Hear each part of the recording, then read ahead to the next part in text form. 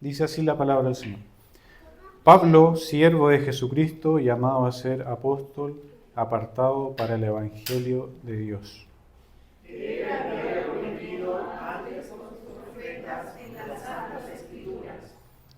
Acerca de su Hijo, nuestro Señor Jesucristo, que era del linaje de David según la carne.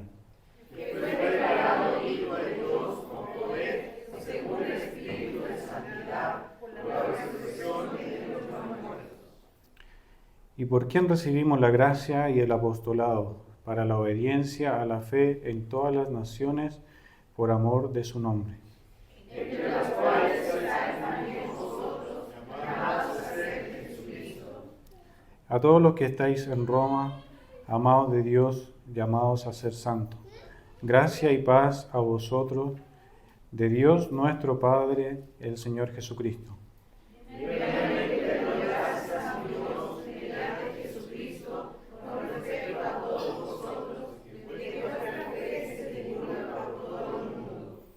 Porque testigo me es Dios a quien sirvo en mi espíritu, en el Evangelio de su Hijo, de que sin cesar hago mención de vosotros siempre en mis oraciones.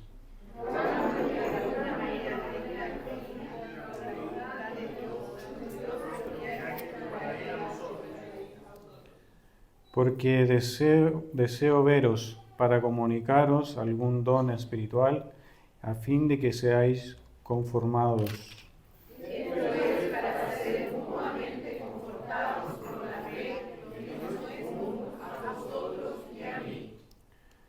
Pero no quiero, hermanos, que ignoréis que muchas veces me he propuesto ir a vosotros, pero hasta ahora he sido estorbado, para tener también entre vosotros algún fruto, como entre los demás gentiles.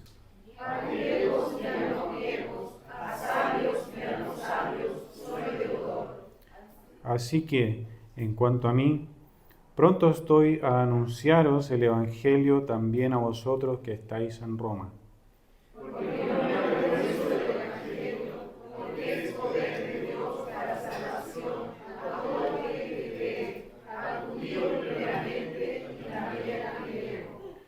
Porque en el Evangelio la justicia de Dios se revela por fe y para fe, como está escrito, mas el justo por la fe vivirá.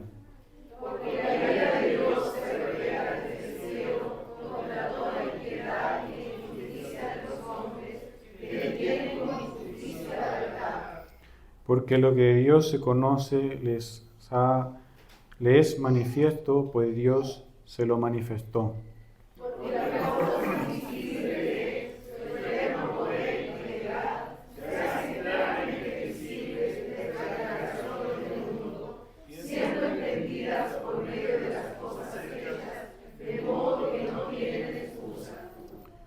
Pues habiendo conocido a Dios, no le glorificaron como a Dios, ni le dieron gracia, sino que se envanecieron en su razonamiento y su necio corazón fue entenebrecido. Y cambiaron la gloria de Dios incorruptible en semejanza de imagen de hombre corruptible, de aves, de cuadrúpedos y de reptiles.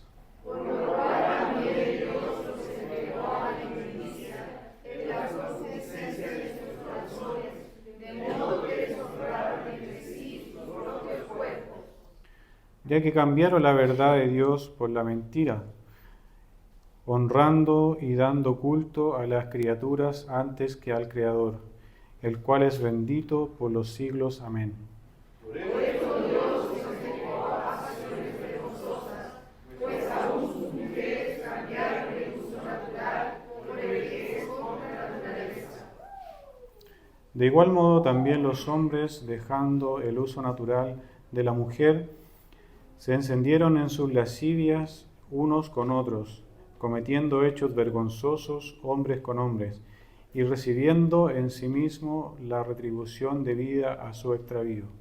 Y como ellos no aprobaron tener en cuenta a Dios, Dios los entregó a una mente depravada para hacer cosas que no convienen. Estando atestados de toda injusticia, fornicación, perversidad, avaricia, maldad, llenos de envidia, homicidios, contiendas, engaños y malignidades.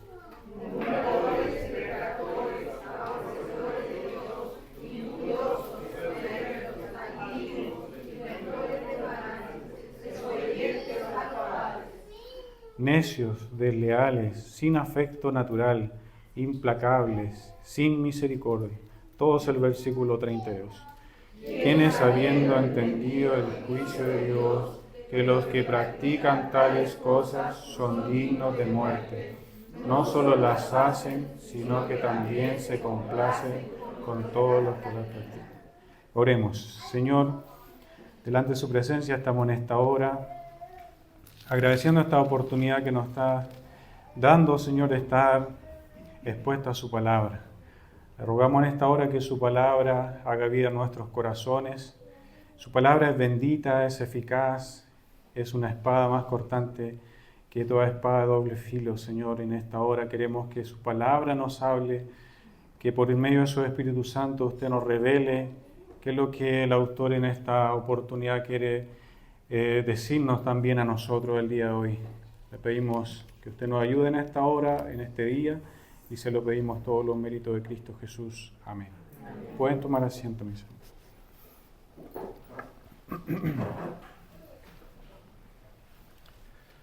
Bien, hermano, como era el aviso también durante la semana, el día de hoy comenzamos una nueva serie de sermones en el Evangelio de Pablo a los romanos. Y en esta oportunidad, mis hermanos, primeramente en lo personal siento un gran gozo por esta determinación, ¿no es cierto?, del consistorio de poder iniciar este estudio en forma expositiva, consecutivo, en la cual estos domingos, alrededor de 4 meses, estaremos viendo este hermoso libro de Romanos. Por un lado, como decía, siento un gozo de poder estar estudiando este libro, pero por otro lado también siento ese temor, esa responsabilidad, muchas veces esa responsabilidad, ¿no es cierto?, de poder ser fiel a la palabra y también, como este es un libro, mis hermanos, una epístola que es considerada una de las epístolas más profundas, si podemos decir, de la palabra del Señor. Sabemos que toda la Escritura es inspirada por Dios y es útil, pero a través del mundo diferentes personas, diferentes teólogos, diferentes pastores han considerado a esta epístola como, por decirlo así, el Everest, ¿ya? Y eso es lo que muchas veces da temor y temblor. Las personas que tienen la oportunidad de explicar, de poder predicar este evangelio de Pablo a los romanos. Por lo tanto, yo le voy a pedir que usted esté también en su corazón orando al Señor para que sea Él el que reparta, para que sea Él por medio de su Espíritu Santo el que nos dé la claridad a cada uno de nosotros. Y vemos que, haciendo un pequeño resumen, o introduciendo más bien a esta carta, vemos que el autor sabemos que es el apóstol Pablo, que antes se llamaba Saulo y que por misericordia del Señor fue transformado camino a Damasco y vio a Jesús. Esta carta se escribió alrededor del año 56 después de Cristo, ¿no?, cuando Pablo ya tenía alrededor de 20 años ya de ministerio. Él ya estaba por terminar su ministerio cuando escribió esta carta a los romanos. El tema principal de esta epístola es la justicia de Dios en el Evangelio de Cristo. Es el tema principal, cómo la justicia de Dios se revela a través de su Hijo, nuestro Señor Jesucristo. Como decía, cuando Pablo escribió, mis hermanos, esta carta, él nunca había visitado Roma. Él, vamos a ver más adelante, tenía el anhelo de visitar, pero cuando la escribió, nunca lo había hecho. Aun cuando ya tenía alrededor de 20 años de ministerio. Por lo tanto, esta epístola se considera como una comprensión muy detallada, muy madura acerca del Evangelio, considerando que Pablo ya llevaba más de 20 años de ministerio. La iglesia en Roma ya había sido fundada por otros cristianos. No se tiene certeza de quiénes ni en qué momento, pero ya estaba establecida la iglesia en Roma.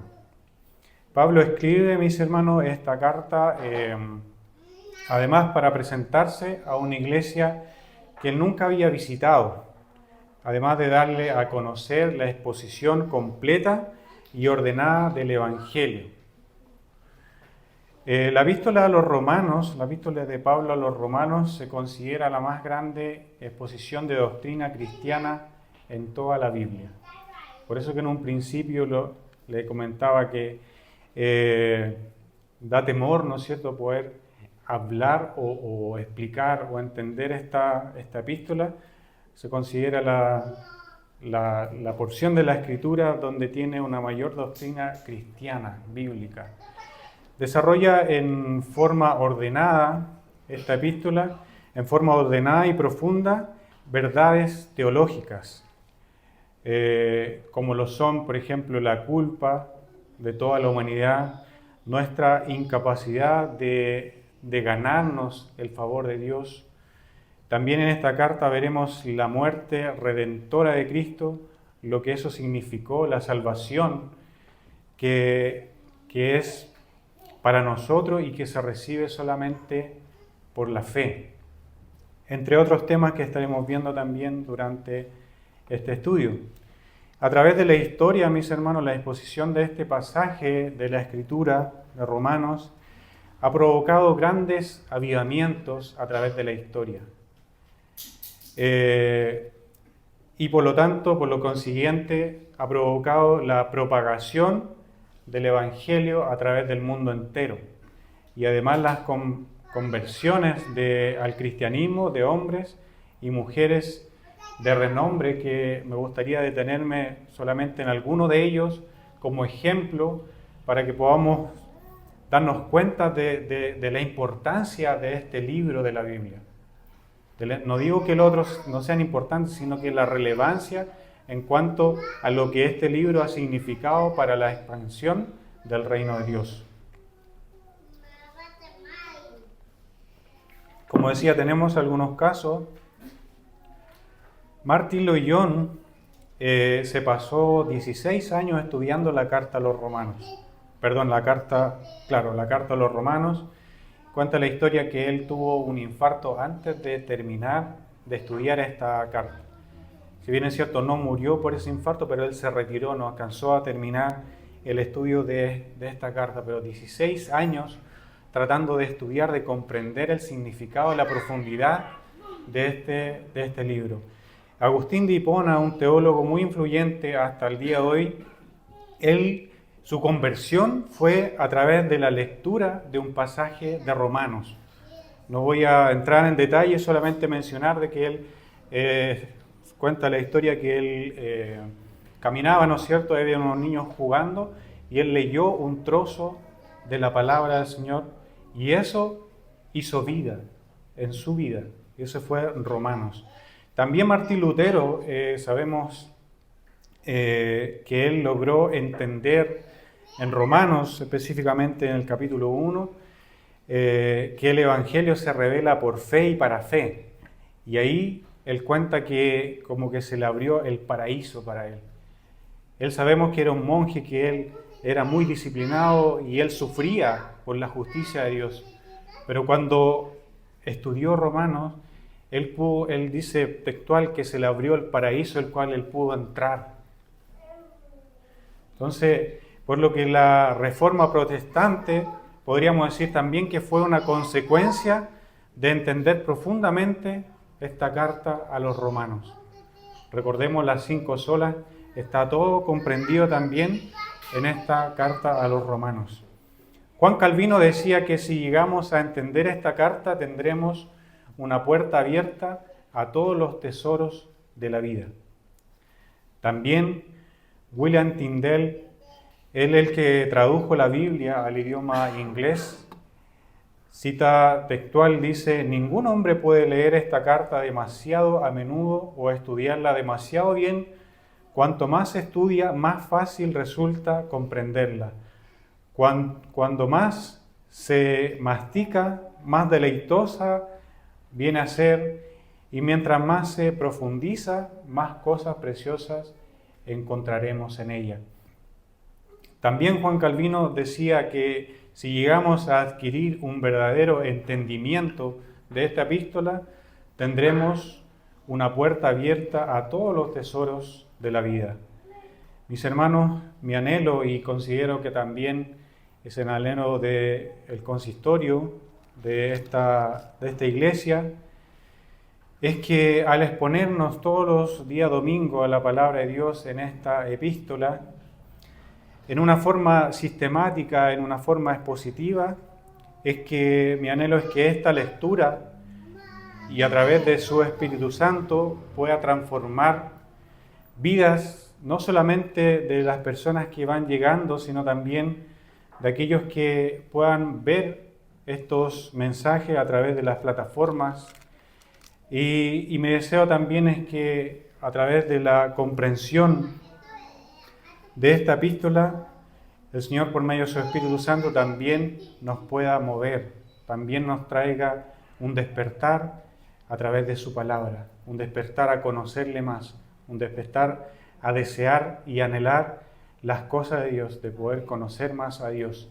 Ese es mi deseo, mis hermanos, y eso es nuestra oración, que cada uno de nosotros, que durante la exposición de este pasaje, de esta epístola, Dios pueda transformar nuestra vida. Pidámosle al Señor que Él pueda transformar nuestra vida primeramente, no la de mi hermano, sino que mi vida. ¿En qué estoy fallando? Por lo tanto, mis hermanos, en esta oportunidad vamos a ver algunos puntos, vamos a ver 4 puntos importantes de este pasaje. Primero el versículo 1 al 15, que nos habla de la introducción a este libro y de la misión. También vamos a ver el versículo 16 y 17, que nos habla el tema del Evangelio. Luego los versículos 18 al 23 vamos a estar viendo la ira de Dios y el pecado. Para terminar el versículo 24 al 32, el abandono a la depravación. Esta carta, mis hermanos, como todas las cartas, fue escrita y fue enviada a un grupo de creyentes comunes y corrientes, por decirlo así, iguales y sujetos a las mismas pasiones que nosotros. No era un grupo de teólogos, sino que fue escrita para un grupo de creyentes. Por lo tanto, fue escrita también en palabras simples para que ellos pudieran entender y comprender, aun cuando fue muy profunda, pero en palabras simples. En una forma de que se pueda entender la profundidad de esta carta, que es algo muy tremendo. Algunos la consideran, como decía, el Everest de la Biblia. Como toda carta, comienza con un saludo, y a diferencia del día de hoy, nosotros ahora no se usa mucho el tema de escribir cartas, pero en alguna oportunidad, si usted escribió una carta, ¿no es cierto?, primeramente parte por el saludo, después se pone el texto, podríamos decir, o el contenido de la carta, y luego al final se pone el remitente. ¿Ya? Bueno, en la antigüedad, mis hermanos, se usaba mucho de que eso era distinto. ¿Ya? Solo para tenerlo como un dato, acá el apóstol Pablo, primeramente, pone quién está escribiendo la carta. Pone Pablo. Después viene el saludo, después viene el remitente, a quien va dirigido, y después viene el contenido. Y antes las cartas no eran muy explícitas, ¿ya? Generalmente era, por ejemplo, Juan a José, saludo. Así se partía una carta.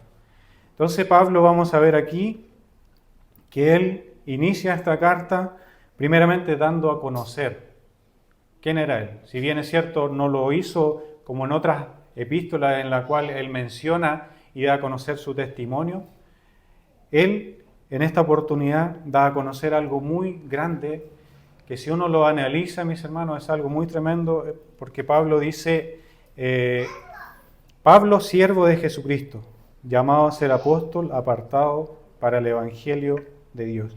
Entonces vemos como acá Pablo se presenta como un siervo de Jesucristo. Y esa palabra siervo es traducida como esclavo.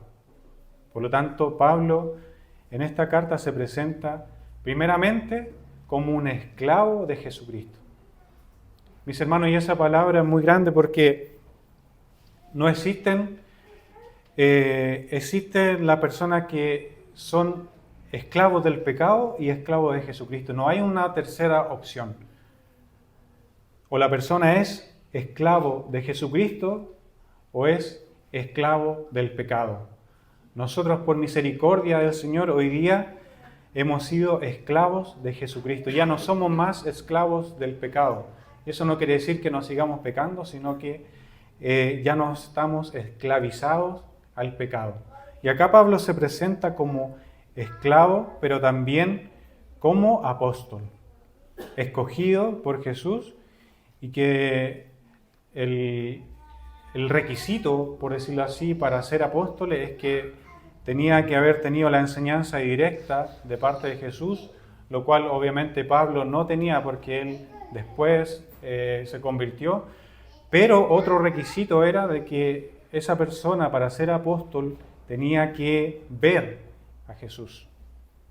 Por lo tanto, Pablo, cuando Jesús se le presentó camino a Damasco, él lo vio.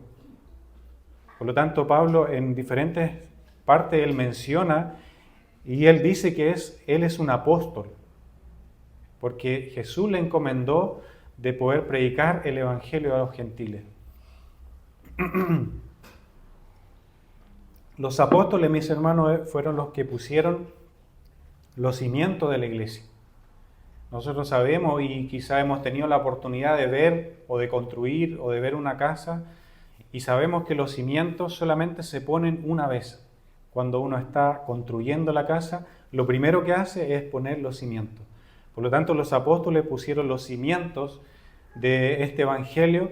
Por lo tanto, eso quiere decir que el día de hoy ya no hay más apóstoles, aunque vemos que algunos se denominan así, pero sabemos que los apóstoles ya hasta Pablo fue el último. Pablo dice que él fue el último en ver a Cristo cuando se le apareció en Damasco. Entonces Pablo detalla el mensaje del Evangelio de Dios y acá en los versículos siguientes, en este mismo versículo dice: Pablo, siervo de Jesucristo, llamado a ser apóstol, apartado para el Evangelio de Dios. Entonces aquí Pablo está mencionando de quién es el Evangelio. El Evangelio proviene directamente de Dios, por medio de Jesucristo, pero es el Evangelio de Dios. No es el Evangelio de Pablo, no es el Evangelio de Pedro, no, es el Evangelio de Dios. Dice que él había prometido antes por sus profetas en las Santas Escrituras. Sabemos cuando nuestro Señor Jesucristo estuvo en la tierra, iban los discípulos camino a Maús, Él les reveló a través de todas las Escrituras lo que de Él hablaban. Toda la Escritura nos habla, nos muestra este Evangelio. Acerca de su Hijo, nuestro Señor Jesucristo, que era del linaje de David, según la carne, que fue declarado Hijo de Dios con poder según el Espíritu de santidad por la resurrección de entre los muertos. Entonces aquí Pablo está aclarando de que este Evangelio primero proviene de Dios, había sido revelado por todos los profetas, que seguramente estas personas de Roma, ellos conocían la palabra, ellos conocían la Torá, ellos sabían todos los profetas que habían hablado de Jesús. Y también menciona acerca de su Hijo, nuestro Señor Jesucristo, que era del linaje de David. Eso también es un dato muy importante que Pablo menciona acá, porque sabemos que las personas del primer siglo, ellos estaban esperando un rey que venía del linaje de David. Por lo tanto, él les dice, este viene de este linaje de David, que fue declarado Hijo de Dios con poder según el Espíritu de Santidad por la resurrección de entre los muertos. Y ahí Pablo les recuerda que cuando nuestro Señor Jesucristo murió, ¿no es cierto?, y fue resucitado, no resucitó de una forma autorresucitada, no fue de autónoma, sino que el Espíritu Santo de Dios, que menciona Pablo, le resucitó de los muertos. Sabemos que en esa oportunidad, sabemos que Dios mismo, Él se humanó, se hizo hombre, fue a la cruz como hombre, fue a la muerte, fue a la tumba como Dios hombre. Por lo tanto, el Espíritu Santo, con poder, dice acá, le resucitó de los muertos. Y hoy día nosotros, específicamente en estos días, se recuerda este hecho. Se recuerda la muerte y se recuerda la resurrección de nuestro Señor Jesucristo. Pero es importante que nosotros recordemos esta resurrección no como lo hace el mundo. El mundo quizás lo recuerda con conejos de Pascua, chocolate, pero sabemos que nosotros vemos la muerte de nuestro Señor Jesucristo como algo extremadamente valioso para nuestra vida. Y vemos ese sufrimiento que también a veces vemos en películas que le dan un realce al sufrimiento físico de nuestro Señor Jesucristo, que no deja de ser, como se dice, no es algo menor, sino que lo más importante y lo más terrible es que nuestro Señor Jesucristo, Él tuvo que padecer la ira de Dios. Esa ira que vamos a ver más adelante, que es en respuesta al pecado de cada uno de nosotros. Por lo tanto, lo más terrible, nuestro Señor Jesucristo, Él tuvo que estar todas esas horas y horas, sufriendo la ira de un Dios justo, la ira de un Dios santo. Dice, y por quienes recibimos la gracia y el apostolado para la obediencia a la fe en todas las naciones por amor de su nombre. Entre las cuales estáis también vosotros llamados, entre las cuales estáis también vosotros llamados a ser de Jesucristo. A todos los que estáis en Roma, amados de Dios, llamados a ser santos, gracia y paz a vosotros de Dios nuestro Padre y del Señor Jesucristo. Entonces Él les recuerda que ellos habían sido llamados a ser santos. Por lo tanto, la palabra del Señor también hoy día nos habla a nosotros, y nosotros hoy día también hemos sido llamados a ser santos. A veces esta palabra es como que nos queda grande, por decirlo así, decimos, pero como si yo soy pecador, yo peco, yo hago esto y lo otro, pero por la misericordia del Señor, cuando Él nos alcanzó, Él nos sacó de las tinieblas a esta luz admirable, y Él nos llamó a ser santos. Santos es ser apartados. Por lo tanto, usted y yo el día de hoy, habiendo recibido esta justificación, también hemos recibido esta santificación por medio de la muerte de nuestro Señor Jesucristo, no por nuestro medio. Primeramente, doy gracias a Dios mediante Jesucristo con respecto a todos vosotros, de que vuestra fe se divulga por todo el mundo. Pablo está reconociendo de que ellos tenían fe, si bien es cierto, no los conocía presencialmente, pero le había llegado, ¿no es cierto?, el comentario de que ellos tenían esa fe que se divulga por todo el mundo, porque testigo me es Dios, a quien sirvo en mi espíritu en el evangelio de su Hijo, de que sin cesar hago mención de vosotros siempre en mis oraciones. Entonces vemos acá Pablo les escribe, los alienta y les recuerda también de que él estaba continuamente orando por ellos. Sin duda esto era así, sin duda esto era real, no fue escrito solamente para que ellos tuvieran una conformidad, sino que realmente Pablo era un hombre de oración. Y esa enseñanza es la que hoy día nos debe quedar también a nosotros. Y el Señor quiere, mis hermanos, que nosotros oremos los unos por los otros. Pablo en otra oportunidad también, él menciona y pide la oración para que a él en su viaje le pueda ir bien. Y así al completar ese viaje pudieran juntos regocijarse porque Dios respondió esa oración. Y eso es lo que el Señor espera también de nosotros. Que no seamos solitarios, como dice el pastor, llaneros solitarios, sino que continuamente podamos estar pidiendo la oración a nuestros hermanos. Eso demuestra, mis hermanos, una humildad, pero también demuestra una confianza en Dios. Sabemos que la oración eficaz del justo, dice su palabra, puede mucho.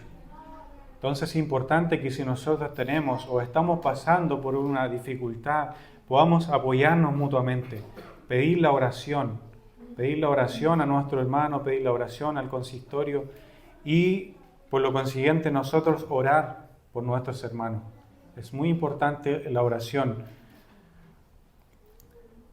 Dice, rogando que de alguna manera tenga al fin, por la voluntad de Dios, un próspero viaje para ir a vosotros, porque deseo veros para comunicaros algún don espiritual a fin de que seáis confortados. Esto es para ser mutuamente confortados por la fe que nos es común a vosotros y a mí.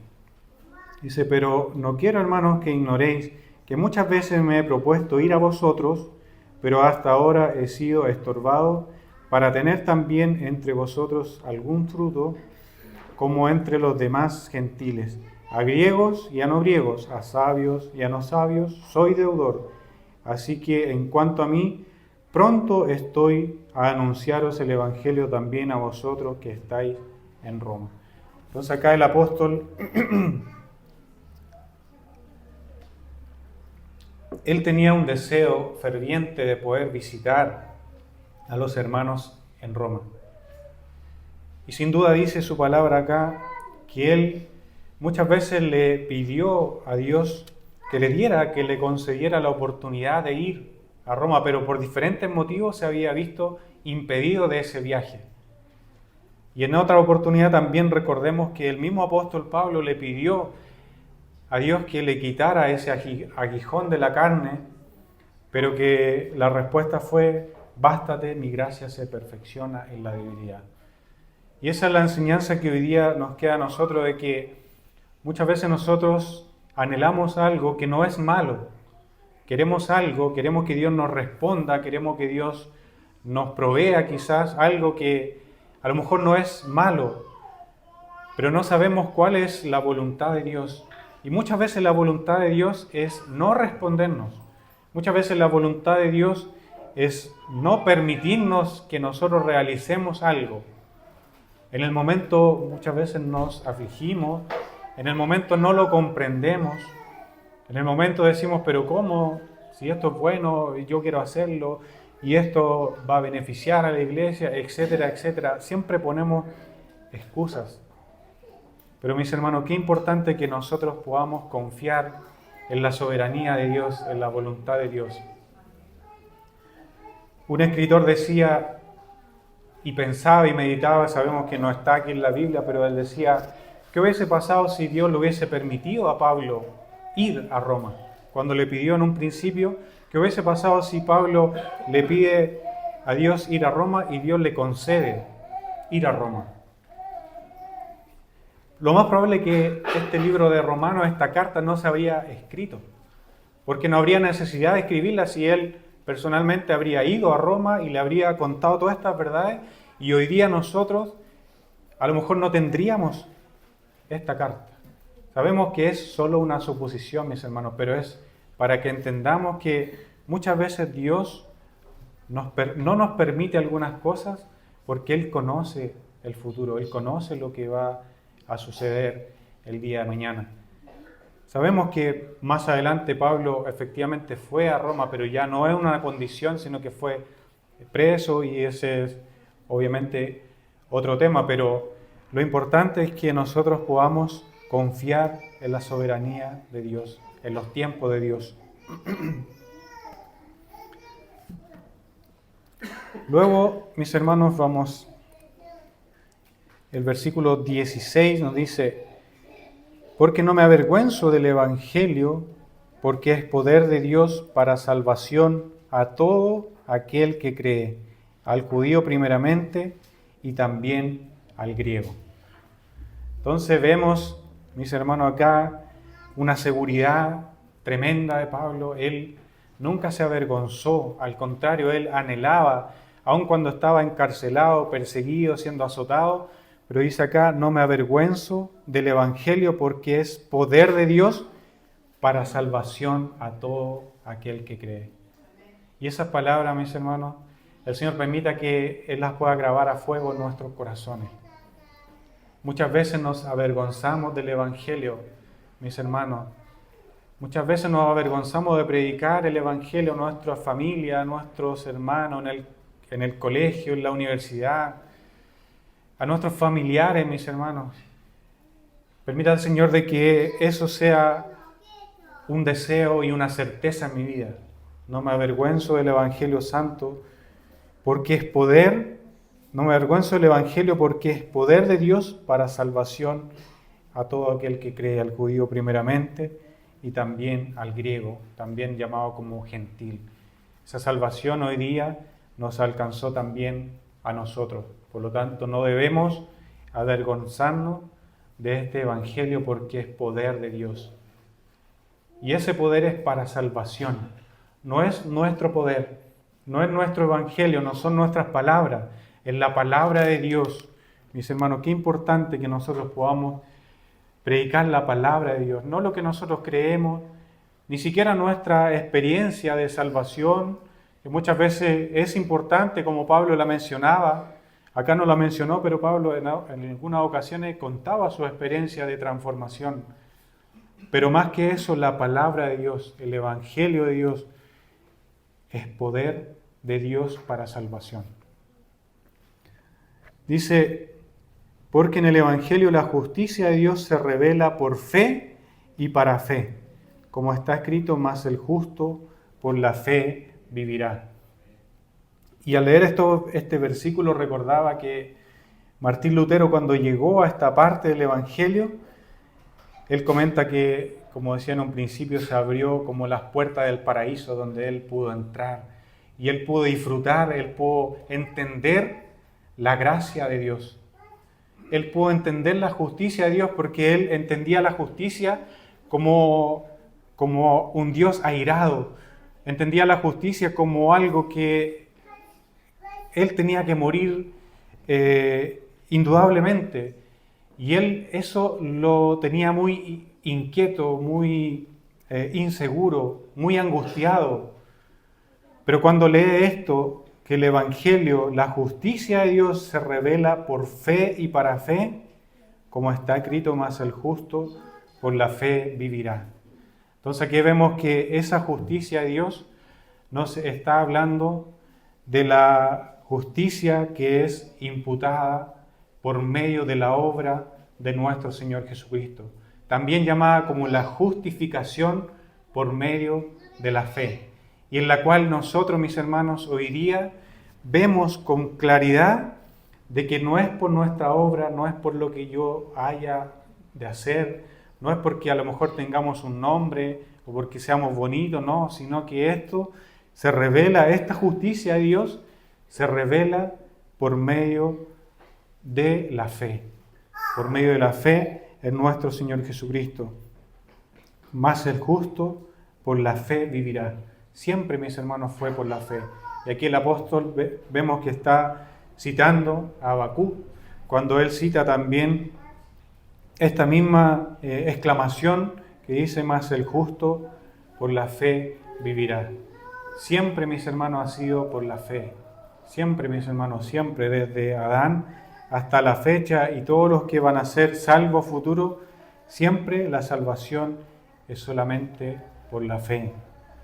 Dice, porque la ira de Dios se revela desde el cielo contra toda impiedad e injusticia de los hombres que detienen con justicia la verdad. Y aquí vemos la otra parte, por decirlo así. Primero estábamos hablando de que la justicia de Dios se revela por fe a los que en Él creen. Y la otra parte, o la contraparte, porque aquí hay un conector que dice porque, por lo tanto está hablando, si esto no pasa, ¿qué es lo que pasa si es que la justicia de Dios no se revela? Entonces, ¿qué es lo que se revela? Dice, porque la ira de Dios se revela desde el cielo contra toda impiedad e injusticia de los hombres que detienen con injusticia la verdad. Entonces está muy claramente, el apóstol le decía que si la justicia de Dios se revela por la fe, por lo tanto, si esto no sucede, viene inmediatamente la ira de Dios que se revela contra toda impiedad. Qué hermoso, mis hermanos, poder entender y comprender de que solamente por gracia hemos sido salvados, hemos sido considerados justos.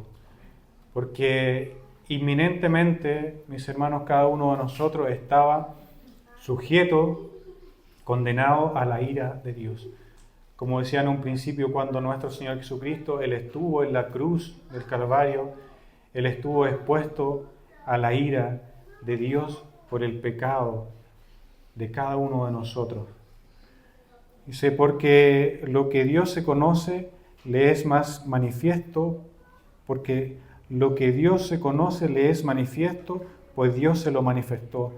Porque las cosas invisibles de Él, su eterno poder y deidad, se hacen claramente visibles desde la creación del mundo, siendo entendidas por medio de las cosas hechas, de modo que no tienen excusa.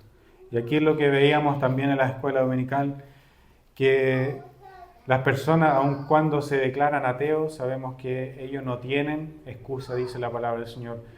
Porque esto, el conocer a Dios, el conocer lo bueno y lo malo, fue introducido en cada ser humano. Cada ser humano tiene conciencia de lo bueno y de lo malo, aún, como veíamos los domingos anteriores, aun cuando no estaba aún la ley, todas esas personas desde Adán hasta Moisés, ellos tenían en su conciencia que les hablaba claramente de lo que era bueno y de lo que era malo.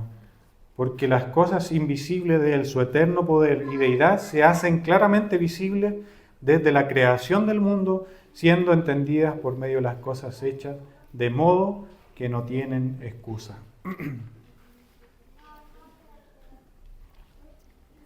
Pues habiendo conocido a Dios, no le glorificaron como a Dios, ni le dieron gracia, sino que se envanecieron en su razonamiento y su necio corazón fue entenebrecido.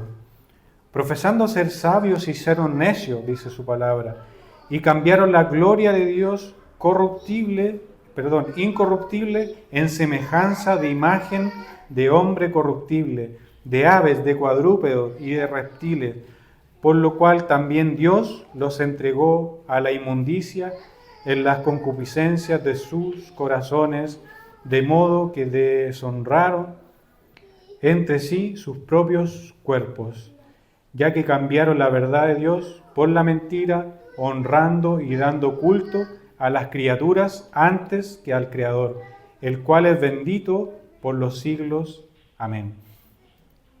Y eso meditaba mientras estudiaba, mis hermanos.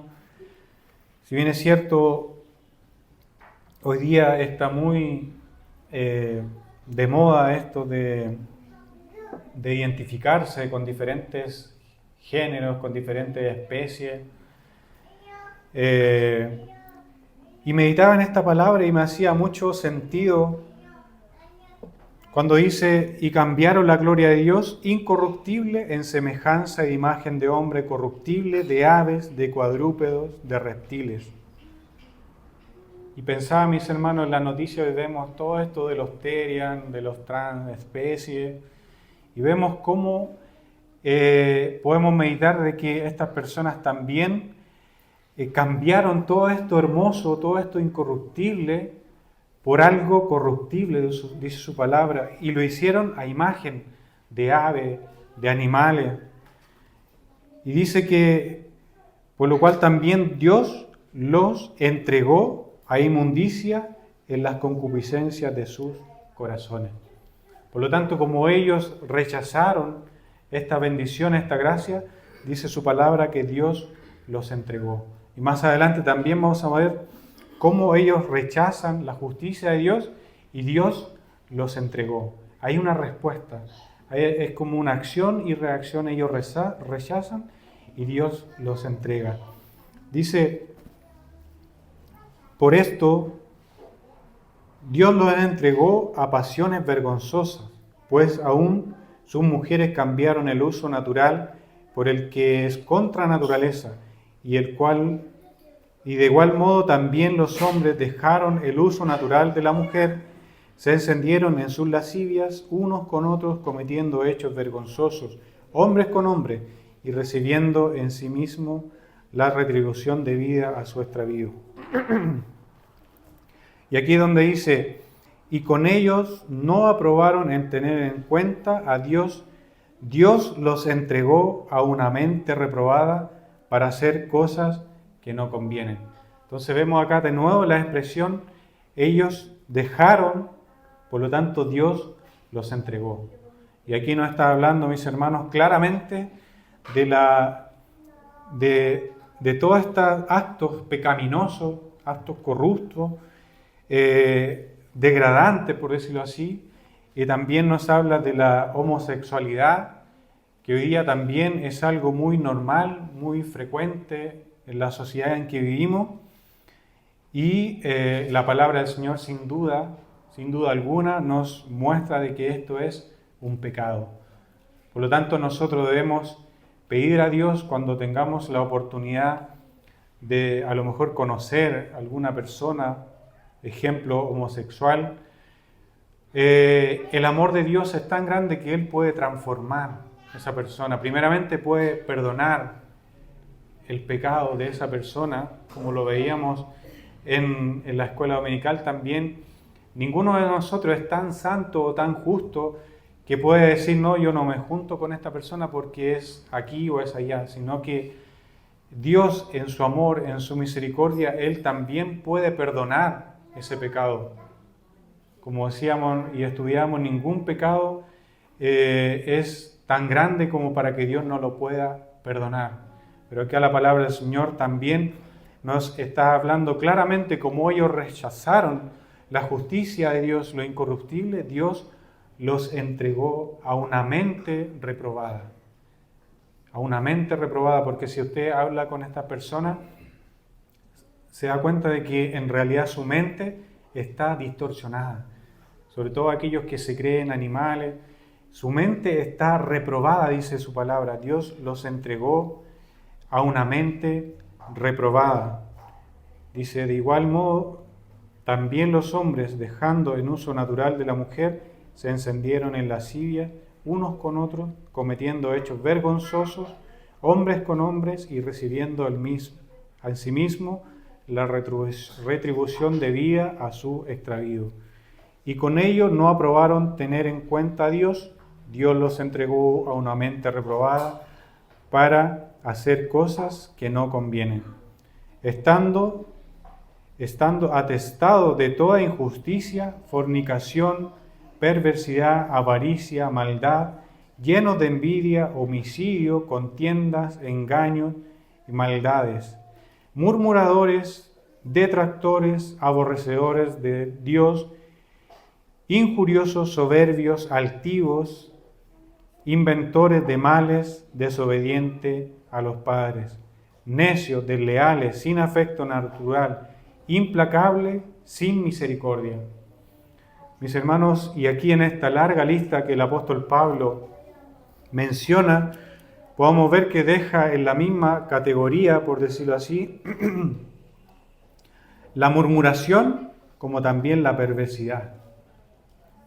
Por eso que tenemos que tener muy en cuenta, mis hermanos, que hay pecados que a veces nosotros decimos, no, pero es que esto es algo pequeñito.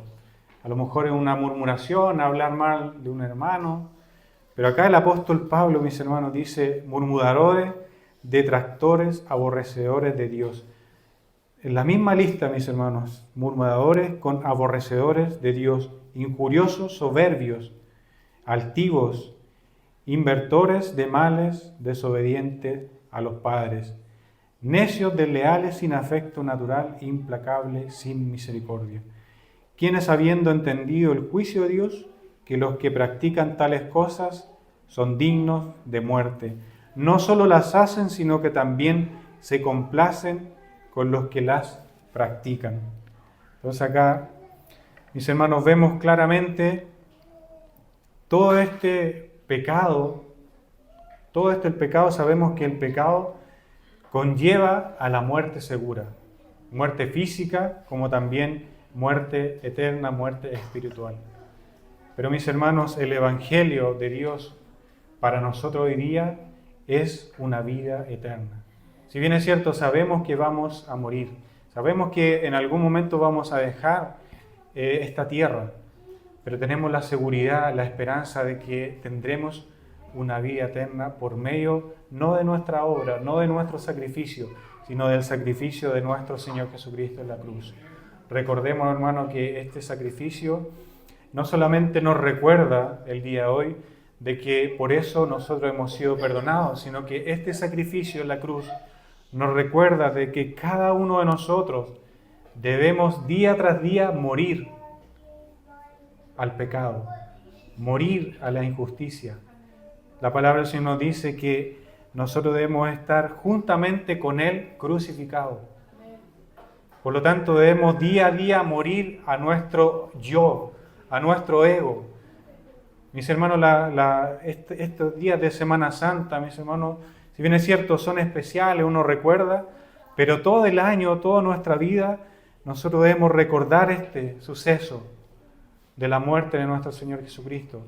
Y día tras día, cada vez que despertamos, debemos recordar que debemos morir juntamente con Cristo.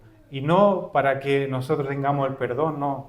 Ya sabemos que hemos tenido el perdón, ya sabemos que hemos sido perdonados, sino que debemos morir a este yo.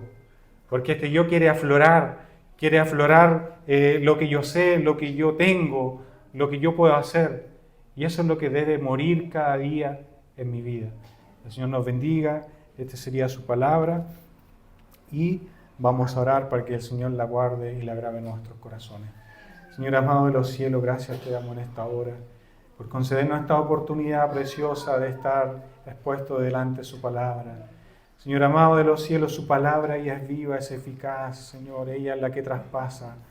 Permita, Señor, que durante este día, el día de mañana, toda esta semana, Señor, nosotros podamos estar meditando en su palabra, podamos meditar en este sacrificio, Señor, que su Hijo hizo por cada uno de nosotros, Señor.